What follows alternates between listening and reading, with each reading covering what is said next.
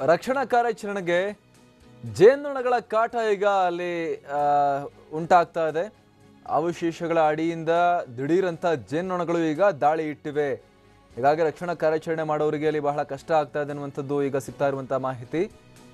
ಬಹುಶಃ ಜೇನುಗೂಡಿತ್ತು ಅನ್ಸುತ್ತೆ ಅಲ್ಲಿ ರಕ್ಷಣಾ ಕಾರ್ಯಾಚರಣೆಗೆ ಅಂತ ಹೇಳಿ ಓಪನ್ ಮಾಡಿದ ಹಾಗೂ ಕೂಡ ಜೇನುನೊಣಗಳು ಅಲ್ಲಿ ಪ್ರವೋಕ್ ಆಗಿ ಪ್ರಚೋದನೆಗೊಂಡು ದಾಳಿ ಮಾಡ್ತಾ ಇದ್ದಾವೆ. ರಕ್ಷಣಾ ಕಾರ್ಯಾಚರಣೆ ಮಾಡ್ತಾ ಇರುವ ಸಿಬ್ಬಂದಿ ಮೇಲೆ ಜೇನುನೊಣಗಳು ದಾಳಿ ಮಾಡ್ತಾ ಇದ್ದಾವೆ. ಹೀಗಾಗಿ ರಕ್ಷಣಾ ಕಾರ್ಯಾಚರಣೆಗೆ ಅಡಚಣೆ ಉಂಟಾಗ್ತಾ ಇದೆ. ಆ ಜೇನುನೊಣಗಳು ಶಾಂತವಾಗಿ ಅಲ್ಲಿಂದ ತೆರಳೋ ತನಕವೂ ಕೂಡ ಅಲ್ಲಿ ಕಾರ್ಯಾಚರಣೆ ಮಾಡೋಕೆ ತುಂಬಾ ಕಷ್ಟ ಸಾಧ್ಯ. ನಾವು ದೃಶ್ಯಗಳಲ್ಲೂ ಕೂಡ ಗಮನಿಸ್ತಾ ಇದ್ದೀವಿ. ಅವಶೇಷಗಳ ಅಡಿಯಿಂದ ದೊಡ್ಡ ಪ್ರಮಾಣದಲ್ಲಿ ಜೇನುನೊಣಗಳು ಹೊರಗೆ ಬಂದು ಈಗ ಅಲ್ಲಿ ಸಿಕ್ಕಿದವ್ರ ಮೇಲೆ ಕಡಿತಾ ಇರುವಂಥದ್ದು, ದಾಳಿಯನ್ನು ಮಾಡ್ತಾ ಇರುವಂಥದ್ದು. ಹೀಗಾಗಿ ಅಡಚಣೆ ಉಂಟಾಗಿದೆ ರಕ್ಷಣಾ ಕಾರ್ಯಾಚರಣೆಗೆ. ಅಲ್ಲಿದ್ದಂಥ ಜನ ಕೂಡ ಎಲ್ಲ ದೂರ ಓಡೋಗಿದ್ದಾರೆ ಜೇನುನೊಣಗಳು ಬಂದ ತಕ್ಷಣ.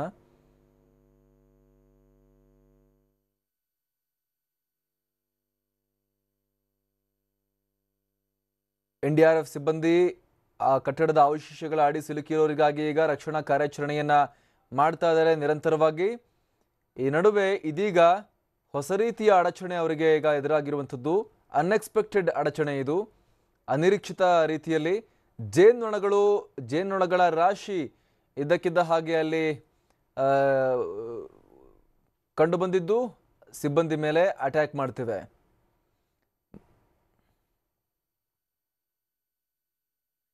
ಈ ಬಗ್ಗೆ ಮತ್ತಷ್ಟು ಮಾಹಿತಿಯನ್ನ ನಮ್ಮ ಪ್ರತಿನಿಧಿ ಪ್ರಭುಗೌಡ ಪಾಟೀಲ್ ನೀಡ್ತಾರೆ. ಪ್ರಭುಗೌಡ, ಅಲ್ಲಿ ಇನ್ನೂ ಕೂಡ 12 ಜನ ಸಿಲುಕಿದ್ದಾರೆ ಅಂತ ಹೇಳಲಾಗ್ತಾ ಇದೆ. ನಾವೀಗ ದೃಶ್ಯಗಳಲ್ಲಿ ನೋಡ್ತಾ ಇದ್ವಿ ಆ ಇಬ್ಬರನ್ನ, ನಬಿಸಾಬ್ ಮತ್ತು ಪ್ರೇಮಾರನ್ನ ರಕ್ಷಣೆ ಮಾಡಿರುವಂತ ದೃಶ್ಯಗಳನ್ನ.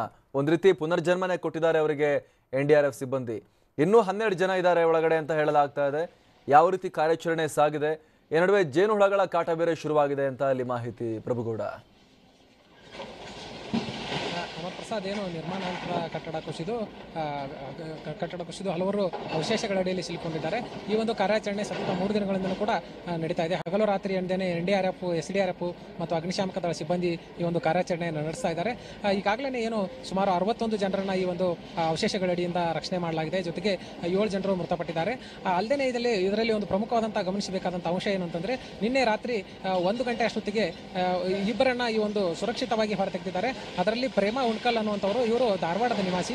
ಇನ್ನೊಬ್ರು ನಬಿಸಾಬ್ ನದಾಪ್ ಅನ್ನುವಂಥವ್ರು, ಇವರು ಧಾರವಾಡ ಜಿಲ್ಲೆ ಕಲಘಟಗಿ ಮೂಲದವರು. ಇವರು ಈತ ನಬಿಸಾಬ್ ಅನ್ನುವಂಥವನು ಈತ ವಿದ್ಯಾರ್ಥಿ ಆಗಿರ್ತಾನೆ. ಈತ ಇಲ್ಲೇನು ಅವಶೇಷಗಳಡಿ ಇದು ಒಂದೇನು ಕಟ್ಟಡದಲ್ಲಿ ಇರ್ತಕ್ಕಂಥ ಕಂಪ್ಯೂಟರ್ ಸೆಂಟರ್ಗೆ ಬಂದಿದ್ದಂಥ ಸಂದರ್ಭದಲ್ಲಿ ಆತ ಈ ಒಂದು ಅವಶೇಷಗಳಡಿಯಲ್ಲಿ ಸಿಲುಕಿರ್ತಾನೆ. ಜೊತೆಗೇನೆ ಈ ಪ್ರೇಮ ಅನ್ನುವಂಥವ್ರು ಕೂಡ ಇವರೇನು ಆಯುರ್ವೇದಿಕ್ ಅಂಗಡಿಯಲ್ಲಿ ಇರ್ತಕ್ಕಂಥ ಸಭೆಗೆ ಅವರ ತಂಗಿ ಜೊತೆಗೆ ಬಂದಿರ್ತಾರೆ.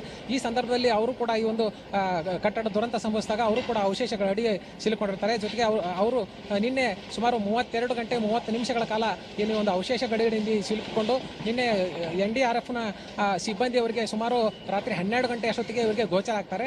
ಆ ಸಂದರ್ಭದಲ್ಲಿ ಅವರು ತಕ್ಷಣಕ್ಕೆ ಕಾರ್ಯಾಚರಣೆಯನ್ನು ಆರಂಭಿಸಿರ್ತಕ್ಕಂಥ NDRF ಸಿಬ್ಬಂದಿ ಅವರಿಗೆ ಆಕ್ಸಿಜನ್ ಅನ್ನು ಪೂರೈಕೆ ಮಾಡ್ತಾರೆ. ಸುಮಾರು 1.5 ಗಂಟೆಗಳ ಕಾಲ ಅವರು ನಿರಂತರವಾಗಿ ಕಾರ್ಯಾಚರಣೆಯನ್ನ ಮಾಡಿ ಅವರಿಗೆ ಏನು ಪ್ರೇಮ ಮತ್ತು ನಬಿಸಾಬ್ ಅವರನ್ನ ಸುರಕ್ಷಿತವಾಗಿ ಹೊರತರುವಂತಹ ಒಂದು ಕೆಲಸವನ್ನ ಮಾಡ್ತಾರೆ. ಇದು ನಿಜಕ್ಕೂ ಕೂಡ ಅವರಿಗೆ ಪುನರ್ಜನ್ಮ ಬಂದಿರುವಂತದ್ದು ಅಂತಾನೆ ಹೇಳ್ಬೋದು.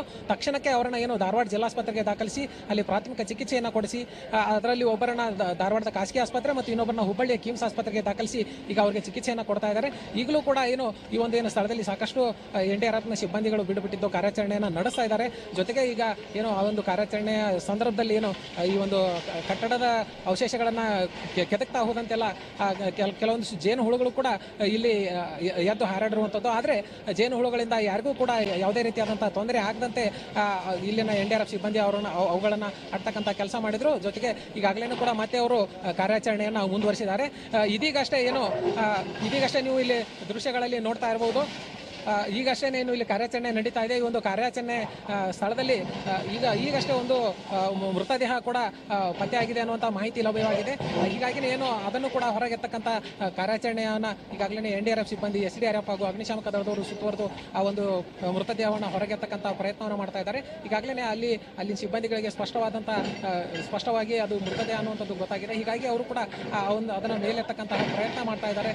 ಜೊತೆಗೆ ಇಲ್ಲಿ ಸಾಕಷ್ಟು ಪ್ರಮಾಣದಲ್ಲಿ ಈ ಒಂದು ಏನು JCBಗಳ ಆರ್ಭಟ ಕವಾಟ ಇರೋದ್ರಿಂದ ಈ ಒಂದು ಕಟ್ಟಡವನ್ನು ಒಡೆದು ಈ ಒಂದು ಅವಶೇಷಗಳಡಿ ಇನ್ನೂ ಯಾರಾದರೂ ಸಿಲುಕಿದ್ದಾರಾ ಅನ್ನುವಂತಹ ಇದನ್ನು ಕಲೆಕ್ಟ್ ಮಾಡ್ತಕ್ಕಂತಹ ಸಂದರ್ಭದಲ್ಲಿ ಸಾಕಷ್ಟು ಪ್ರಮಾಣದಲ್ಲಿ ಧೂಳು ಕೂಡ ಬರ್ತಾ ಇದೆ.